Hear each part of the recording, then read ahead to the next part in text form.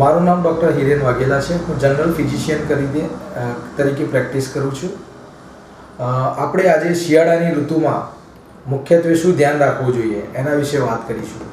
શિયાળાની ઋતુ એ સ્વાસ્થ્યમાં અગત્યનું ધ્યાન રાખવાની જરૂર છે, કારણ કે આ સમયગાળા દરમિયાન શરીરની અંદર રોગ પ્રતિકારક શક્તિ બહુ જ ઓછી રહેતી હોય છે, જેના હિસાબે આપણને શરદી, ઉધરસ અને સાધાના દુખાવા જેવી બીમારીઓ આપણને થતી હોય છે. આહારમાં શું લેવું જોઈએ? જેમ કે ગરમ ખોરાક, હંમેશા તાજો અને ગરમ ખોરાક લેવો જોઈએ. જંતુનાશક દવાઓવાળા ખોરાકોથી દૂર રહેવું જોઈએ. સંતરા, જામફળ, આંબળા જેવા ફળો ખાવા જોઈએ. હળદરવાળું દૂધ રાત્રે સૂતી વખતે દૂધ પીવું જોઈએ. સૂકો મેવો, બદામ, અખરોટ અને તલની બનેલી ખાદ્ય પદાર્થો લેવા જરૂરી છે. પહેરવેશમાં જોવા જઈએ તો આપણે ગરમ કપડાં જેમ કે સ્વેટર, ટોપી, મફલર પહેરવા હિતાવહ છે, જેથી કરીને આપણને ઠંડી થોડી ઓછી લાગે. ત્વચાની સંભાળ જેમ કે સ્કિનમાં મોઇશ્ચરાઇઝર કોપરેલ પણ લગાવવાથી આપણને સ્કિનમાં પણ ઘણો ફાયદો રહે છે, જેમ કે ખંજવાળ અને એ બધું ઓછું આવતું હોય છે. સવારે વહેલા ઉઠીને વ્યાયામ કરવું પણ એટલું જ અગત્યનું છે. વ્યાયામ કરવાથી આપણના શરીર સ્વસ્થ અને તંદુરસ્ત રહેતું હોય છે.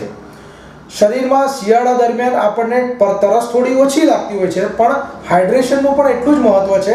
એટલે આપણે જેટલું બને એટલું એટલીસ્ટ દિવસનું 3.5 થી 4 લીટર જેટલું પુષ્કળ પ્રમાણમાં પાણી લેવું જોઈએ. તદુપરાંત જેમ કે ડેરી પ્રોડક્ટ, પછી ચોકલેટ, વેફર, આઈસ્ક્રીમ, બહારના ઠંડા પીણાઓ, આ બધી વસ્તુઓથી આપણે સદંતર એકદમ દૂર રહેવું જોઈએ. બીજું કે આપણે જેટલું બને એટલું ધ્યાન એ બાબતનું રાખવાનું છે કે આપણી આજુબાજુમાં શરદી ઉધરસવાળા જેટલા પણ લોકો હોય તો ત્યાં આપણે મોઢે રૂમાલ રાખવો જોઈએ. જો 2 થી 3 દિવસ સુધી આપણને શરદી રહે તો આપણે આસપાસના આપણા નજીકના ડૉક્ટરને એકવાર કન્સલ્ટ કરવા જોઈએ, એમને મળવું જોઈએ અને એનું પૂરતું ધ્યાન રાખવું જોઈએ. સવારે ઉઠી અને રોજ ગરમ પાણી પીવું જોઈએ, જેથી કરીને આપણું સ્વાસ્થ્ય સારું રહે. ખાસ કરીને નાના બાળકોએ શું ધ્યાન રાખવું જોઈએ? તો નાના બાળકોને એમના માતા પિતાએ ગરમ ટોપી, સ્વેટર, મફલર અને ઠંડા પીણા, ચોકલેટ, બહારની કોઈ પણ ડેરી પ્રોડક્ટની વસ્તુઓથી દૂર રાખવા જોઈએ. અને એમને પણ રોજ સવારે મધના 2 ટીપા આપવા જરૂરી છે, જેથી કરીને સેહતમાં સુધારો મળતો હોય છે. સિનિયર સિટીઝન લોકો માટે પણ ખાસ પ્રાણાયામ, યોગા, મેડિટેશન અને થોડું વોક કરવું હિતાવહ છે. સાથે સાથે એવા લોકોને જો અસ્થમાની બીમારી હોય તો એવા લોકોએ ઘરની બહાર નીકળવું હિતાવહ નથી. ખાસ કરીને કાળજી રાખવી જોઈએ એમને, અને લીલા પાંદડાવાળા શાકભાજીનો ભરપૂર ઉપયોગ કરવો જોઈએ, જેનાથી એમના શરીરમાં અને સ્વાસ્થ્યમાં અને રોગ પ્રતિકારક શક્તિ વધારવામાં અતિશય અને મહદ અંશે બહુ જ ફાયદો થતો હોય છે.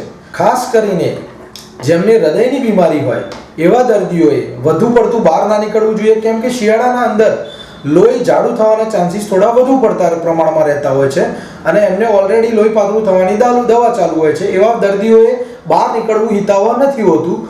બને ત્યાં સુધી એમને સનલાઇટ જ્યાં સુધી ના નીકળે, સૂર્યપ્રકાશ જ્યાં સુધી ના મળે ત્યાં સુધી એમને ઘરમાં રહેવું જોઈએ. સાથે સાથે જેને અસ્થમા, દમ જેવી બીમારીઓ હોય એવા વ્યક્તિઓ રેગ્યુલર એમને પોતાની કાળજી રાખવા માટે વધુ પડતો શ્રમ પડે ફેફસા ઉપર એવું કંઈ કામ ના કરવું જોઈએ, અને ઓછા શ્રમ સાથે એમને ઘરમાં જ હરફર કરવી જોઈએ. બહાર નીકળવાની એમને જરૂર નથી હોતી. તદુપરાંત એમની રૂટીન દવાઓ જે પણ ચાલતી હોય એ દવાઓ ટાઈમસર લેવી જોઈએ. નમસ્કાર.